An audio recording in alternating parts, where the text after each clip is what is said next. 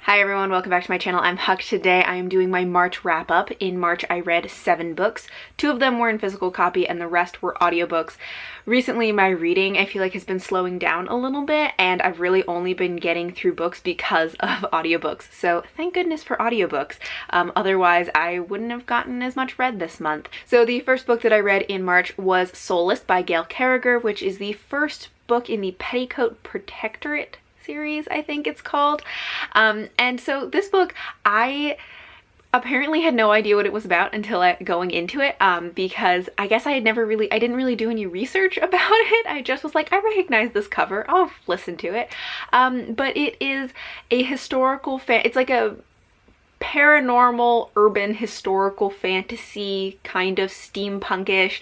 It's set in London, and we follow our main character Alexa, and she is what is called soulless. And so in this world, you know, there are werewolves and vampires, but there are also a few people who are soulless, which means that when she touches a paranormal creature like a vampire, they revert back to being human. And Alexa gets caught up in some mysteries and conspiracies that are going on.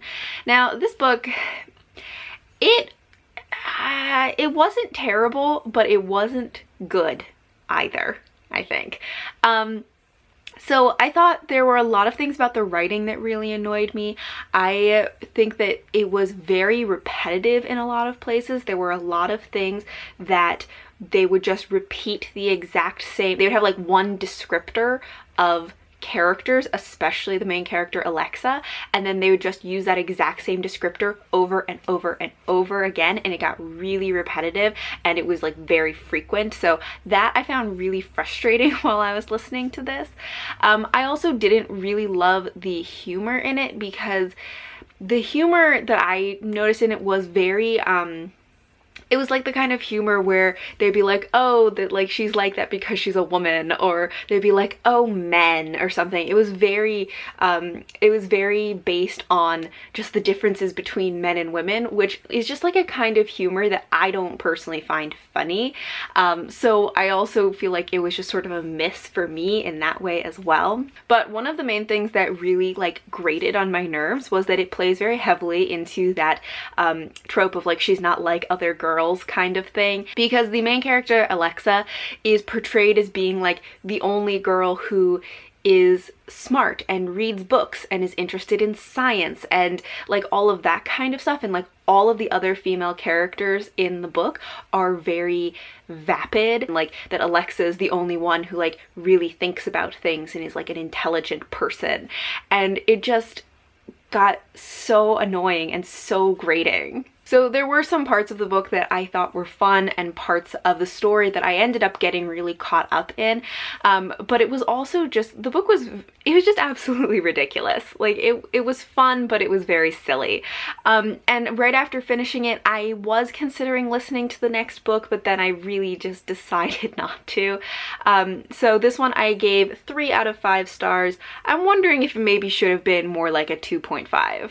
Then I read one of my 2 physical books, which was King of Scars by Leigh Bardugo. This is the first book in the Nikolai duology, which is also set in the Grishaverse. I feel like everybody probably knows what this book is. But yeah, so this takes place after the Grisha trilogy and after Six of Crows, and this sort of is following some of the characters that we've met previously. So we follow 3 perspectives in this. There is Nikolai, Zoya, and Nina. Nikolai and Zoya are kind of like on an adventure together, so there are 2 different perspectives, but it's kind of following the same storyline, and then Nina is off on her own, having her own adventure. And that was one of the things that I thought was like a little bit difficult about this, was that the 2 storylines were so separate from each other. There was no overlap, and I'm assuming in the next book they will kind of come together at some point and it will all make sense. But in this one, they were so far removed that when we jumped from one storyline to the other, it really felt like it was being jerked around, because I couldn't see any reason why we would be moving from one story to the next. So the three main characters that are in this, Nikolai, Zoya, and Nina, are ones that, of course, we've seen in previous books, and I've liked them, but none of them have been my favorite characters. They've always just been ones that I was kind of like lukewarm about, happy they were in the book, but not like that excited about. So it was interesting to get more information about them, and I think I definitely like Zoya a lot more after this because I did get to know more about her, and we get not a lot of backstory, but like a glimpse into her backstory. Since we do have some chapters from her perspective, we get to kind of understand her way of thinking and get to see her perspective on things, which I think kind of rounds out her character more and makes her more interesting. And I think the same can be said for Nikolai and Nina as well. Nikolai is a character who is very fun, you know, and very snarky, but he was never a favorite because I felt like he was kind of a surface level character. We never really knew that much about him, and we did get to learn more about him in this one because we're really getting to see things from his perspective, and a lot of it is like learning what are his fears and what motivates him. So I thought that was interesting as well. And then with Nina's storyline was actually my favorite in this book because I think Nina became a very interesting character. She was another one that in the Six of Crows duology, I liked her, but I didn't feel like we knew enough about her for me to feel really attached. And then again, we find out more about her in this one, and since in this book she is grieving from some things that had happened in previous books, I think we get more depth to her character, and I think she is very interesting in this one. So I did like both of the storylines that were going on in this. I just kind of feel like they should have been separate. I don't think that they worked really well, like kind of in the same book. So I gave this one 3.5 out of 5 stars. Of course, I will be reading the next book in the series and any other books that come out in the Grishaverse. The next book that I finished was Mockingjay by Suzanne Collins, which is the third and final book in the Hunger Games trilogy. I've been rereading this trilogy as part of the Hunger Along read-along, and this is a series that I have loved for a very long time. It's actually probably one of my favorite series, even though I don't like talk about it all the time because I just feel like everybody knows about the Hunger Games.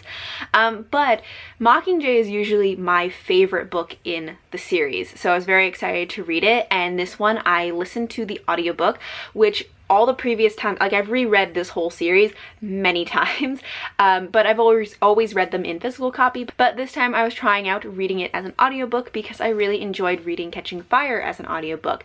And I think that for Mockingjay, I kind of wish that I had read it as a physical book because I think I would have gotten a better experience out of it. For the second one, Catching Fire, it worked well for me because that is one that I usually don't connect to as much, and the audiobook just made it more engaging. But with Mockingjay, since Mockingjay is usually my favorite one, I think that the audiobook kind of made me feel a little more distance from it. So usually Mockingjay is a very like emotional read to me, and this time it was not as much, and I don't think that that's because I don't like this book as much as I used to. I just think that it's one that would have done better for me as a physical book, and I'm sure I will be rereading this series in the future because I love it, and when I do, I probably will be reading Mockingjay as a physical book. But I gave Mockingjay 4 out of 5 stars this time around. Then I listened to the audiobook for Dare to Lead by Brené Brown. So I've been listening to a lot of Brené Brown books in the last few months, and this is her most recent one that I have had on hold at my library for months.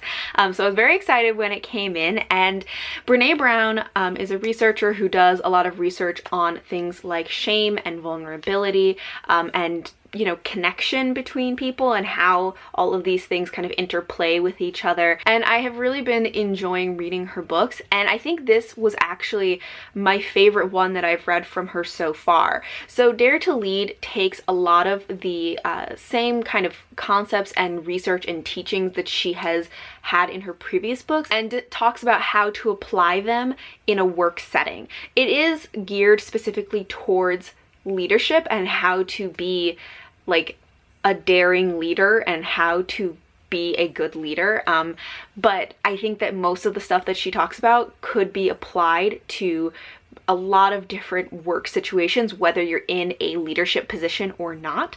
And I don't know, this was really my favorite book by her because even though it did kind of cover a lot of the same information, I really liked the way that she told her stories in this one, and the way that she kind of talked about how to apply this information that she has discussed in previous books, but for some reason in this one it felt more tangible.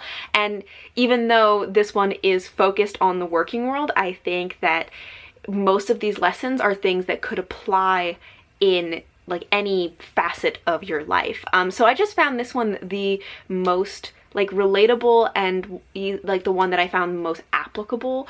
So I really liked this, and this book actually sparked a really interesting conversation with my mom at one point, because there's a part of the book where she talks about values and figuring out what are your like 2 core values and how to live your values.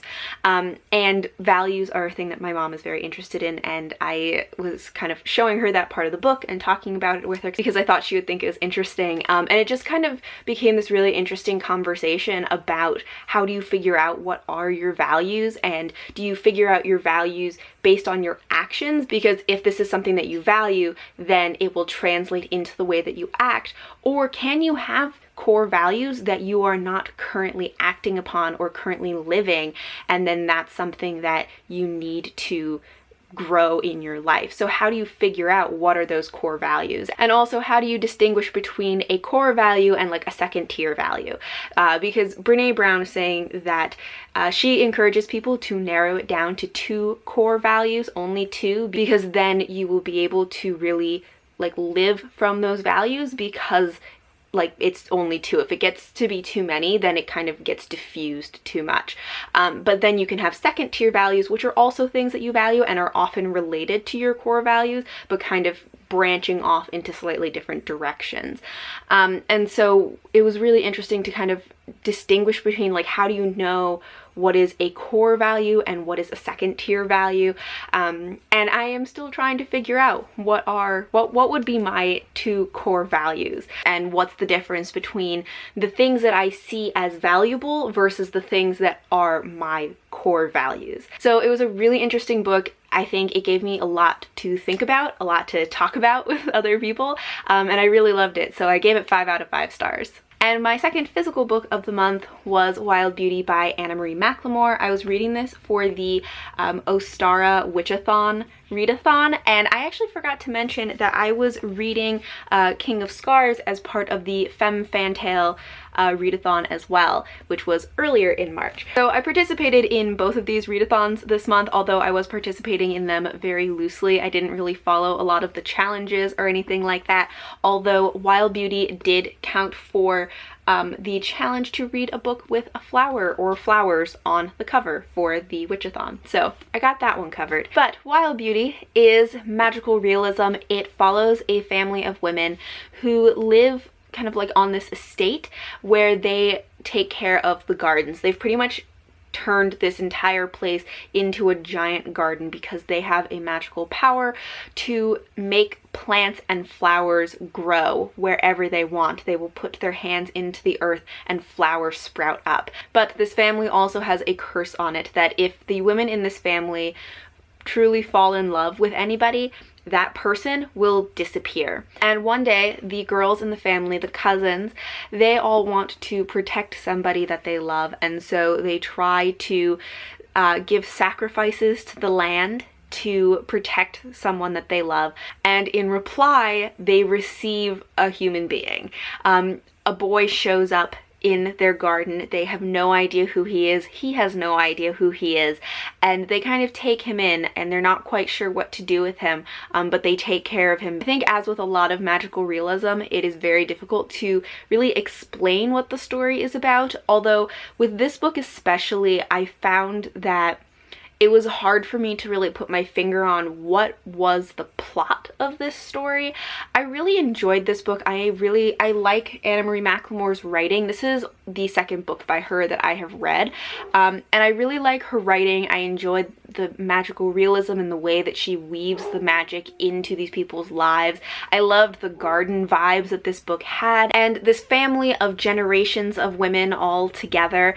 I loved that each of the cousins in this had very distinct personalities. The different cousins had distinct relationships to each other. So I loved seeing the family dynamics in this, but I did have a little bit of trouble following what was the actual plot of this. For a lot of the book, it felt like there wasn't a lot of plot. It was just very descriptive, very atmospheric. So it was an enjoyable read. I like her writing. I loved these characters. I love the atmosphere of it, but I did have a little bit of a hard time kind of continuing to read because it didn't feel like there was really a plot to follow, and there wasn't a lot making me feel like I was moving through the story. So I gave this 4 out of 5 stars because overall I really enjoyed it, and we all know that like plot is not the most important thing to me, so I think it would have maybe been a 5-star if I felt like the plot was a little more solid, but I still really loved this book.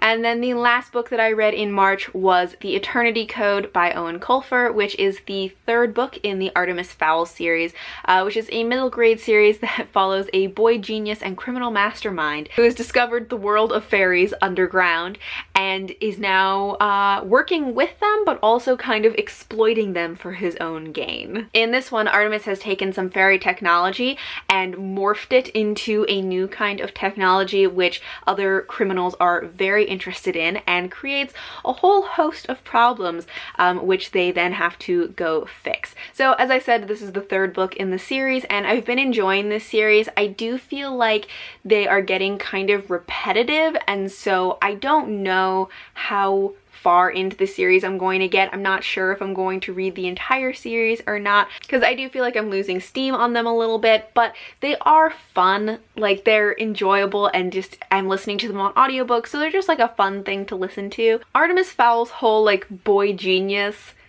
thing that he has going on, I think I'm getting a little bit tired of sometimes. Like, I know that it's not really supposed to be like believable, but I feel like with each book it becomes less and less believable to me and more tiresome. So I don't know if I'm going to read the entire series. Right now I'm still going on it, but I do feel like I'm losing steam on this series a little bit, so we'll see what happens. But I gave this one 3.5 out of 5 stars because it still has been fun to listen to. So those are all of the books that I read in March. Thank you all for watching, and until next time, bye!